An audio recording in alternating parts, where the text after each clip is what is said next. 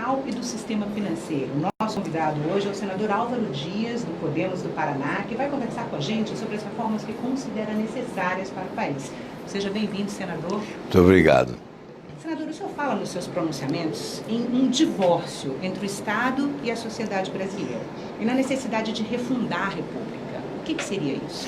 Olha, isso vem de longe, né? Porque quando se instituiu a República, lá no interior da Bahia, em Canudos, nós tivemos uma revolta popular, exatamente em razão do divórcio que existia entre governantes e o povo. E desta revolta se dizimou uma população inteira de Canudos, a chamada Revolta de Canudos. Então, a nossa república tem já o vício de origem, né, que é a distância entre autoridades e a população. Pois bem, nós estamos vivendo esse divórcio hoje. As instituições públicas brasileiras estão muito distantes das aspirações da sociedade. É por essa razão que há uma negação reiterada da existência da República. A República que temos mais parece, às vezes, com o Império, porque passa a impressão, a maioria do povo, que trata-se de um grupo, autoridades constituídas, que usam o poder para preservar os seus privilégios, em prejuízo do interesse maior de toda a população. Quando nós falamos em refundação da República, nós pregamos a mudança desse cenário, que passa por reformas essenciais. A reforma da Constituição, em muitos dos seus dispositivos, né, a regulamentação de dispositivos constitucionais, mas, acima de tudo, a prevalência da lei. E há algo insubstituível: todos devemos ser iguais perante a lei. Se queremos instituir e consagrar a República para valer, nós temos que respeitar a lei. Todos devemos nos submeter a ela. Somos acusados de legislar mal. Muitas vezes até legislamos bem, mas a lei é interpretada ao sabor de conveniências e de circunstâncias. E isso estabelece o divórcio. O interesse da população é um, o interesse das autoridades é outro. Esse conflito que há hoje entre os poderes tem muito a ver com essa realidade. Senador, de que instituições o senhor está falando? O Congresso é eleito, o presidente é eleito, os governadores são eleitos? Eu falo do Executivo, eu falo do Legislativo, eu falo do Judiciário, especialmente o Supremo Tribunal Federal tem estabelecido esse fosso enorme, né, colocando a população muito distante. Se colocando acima da Constituição, ao invés de se constituir guardião da Constituição.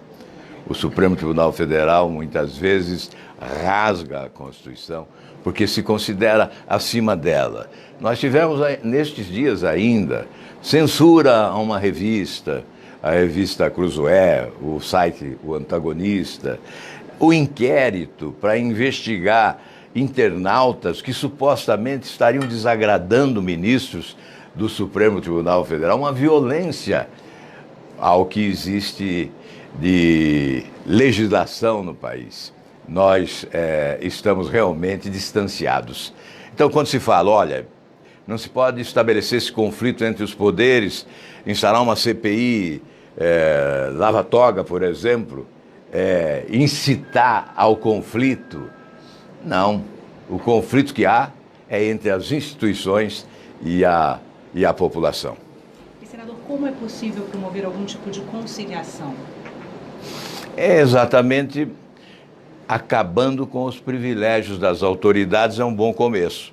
Eu faço questão de salientar que há lá na Câmara um projeto que já passou pelo Senado e não foi fácil, e demorou, mas passou, está na Câmara aguardando deliberação, só deliberação, já passou por todas as fases da tramitação, está pronto para ser votado no plenário da Câmara dos Deputados. É o projeto que acaba com o foro privilegiado das autoridades no Brasil. E não são poucas as privilegiadas, são mais de 55 mil autoridades.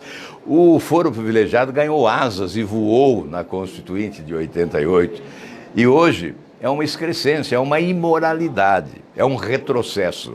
Se você vai aos Estados Unidos, quais são as autoridades privilegiadas com um foro especial? Zero. Você vai na Alemanha, uma autoridade. Você vai em Portugal, 3. Pode percorrer o mundo, não há nada igual ao que há no Brasil. Esse estandarte da impunidade, que é o foro privilegiado, coloca lá num patamar de superioridade autoridades que nunca são julgadas. Eu vou só dar um número aqui para encerrar esse assunto, porque não precisa mais, não é? Nós tivemos em 5 anos da Operação Lava Jato 850 condenações em primeira instância, ou seja, dos que não possuem foro privilegiado, sejam ex-presidentes, sejam ex-ministros, ex-parlamentares, ex-governadores. Foram 850 condenações com 3 mil anos de prisão. Aqui, no Supremo Tribunal Federal, em 5 anos, apenas uma condenação. Portanto, essa é a diferença. A diferença é o foro privilegiado. Se nós queremos nos aproximar, ou se nós queremos trazer a sociedade para mais próximo de nós, nós temos que começar acabando com os nossos privilégios. E este é o privilégio do momento. Em razão da Operação Lava Jato, ele está presente no dia a dia do noticiário. Então é preciso acabar com ele com urgência. Senadora, a Previdência também tem sido, para voltar a falar sobre reformas, a Previdência também tem sido tratada como uma forma, a reforma da Previdência como uma forma de também combater privilégios, né? O senhor disse que a Previdência precisa sim de aperfeiçoamentos, mas que a atual reforma que está sendo debatida não chega perto de ser a solução para o déficit público, né? O que o senhor pode explicar? Pois não. Olha, estão colocando a reforma da Previdência como o próximo milagre, né? Capaz de salvar o Brasil, de resolver todos os nossos problemas. Não teremos mais problema algum no Brasil se aprovarmos a reforma da Previdência. Isso é uma falácia, isso é um atentado à nossa inteligência. Fala-se numa economia de R$1 trilhão em 10 anos.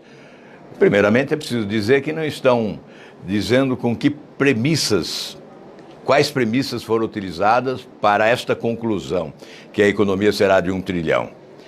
Poderiam dizer 2 trilhões, que eu acreditaria da mesma forma. Por quê?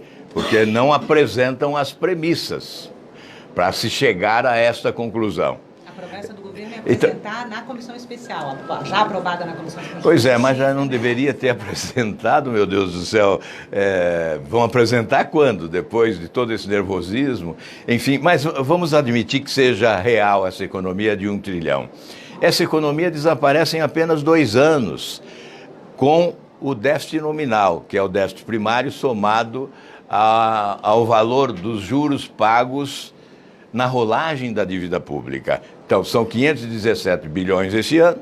Em 2 anos, liquida-se a economia de 10 anos. Basta dizer isso para concluir. Não é suficiente a reforma da Previdência. Existem outras reformas importantes. É preciso limitar o gasto público, as despesas, eliminar o desperdício, conter o endividamento avassalador. Nós não estabelecemos o limitador do endividamento e isto é obrigação constitucional. Há questões fundamentais que não estão sendo ainda encaradas com a necessária celeridade e competência. Em relação à reforma do sistema financeiro, senador, o senhor defende que ela é necessária? Esse é o grande desafio. Por que falar só em reforma da Previdência? O déficit da Previdência é considerado a causa maior e não é a causa maior.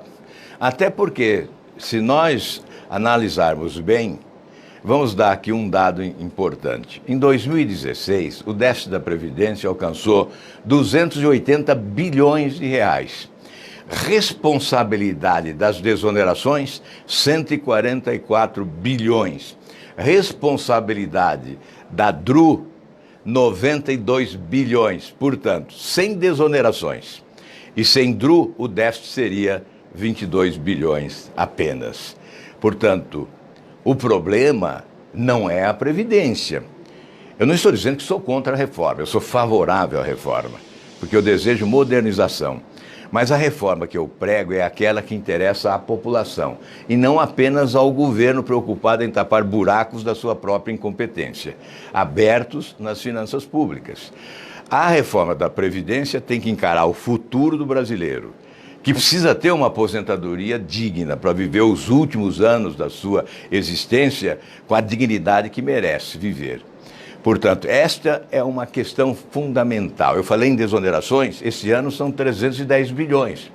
Agora eu pergunto aos governos que adotaram essa política, que são os governos passados, que são os governos do PT, quem foi beneficiado com as desonerações? O trabalhador gerou emprego? Não, não gerou emprego. O consumidor foi beneficiado? Houve redução no preço dos produtos? Não, não houve redução no preço dos produtos. Então, o benefício das desonerações ficou no caminho. Ficou concentrado em nichos, grupos econômicos. E os municípios foram beneficiados? Ah, os municípios foram prejudicados. Eles foram consultados? Não, não foram consultados. Os municípios e os estados perdem neste ano, em razão das desonerações, perdem de receitas 65 bilhões de reais. E nós ficamos aqui discutindo migalhas para os nossos prefeitos. Eu digo migalhas porque são migalhas, diante do contexto da economia nacional, do bolo tributário nacional, são migalhas as chamadas emendas parlamentares. Ao invés de discutirmos para valer mesmo, né? Isso cabe ao governo, tem que partir do governo, do executivo, porque nós estamos sob a égide de um presidencialismo de muito poder. Então nós temos que promover essas reformas. A reforma financeira ou a reforma bancária é o calcanhar de Aquiles, é o grande desafio do governo, porque nós somos reféns do sistema financeiro. São mais de 60 bilhões de brasileiros endividados, porque o governo é generoso com os bancos. Os governos foram generosos demais com os bancos do Brasil. Senador, muito obrigada pela entrevista. A gente conversou com o senador Álvaro Dias, do Podemos do Paraná, sobre reformas estruturais para o país.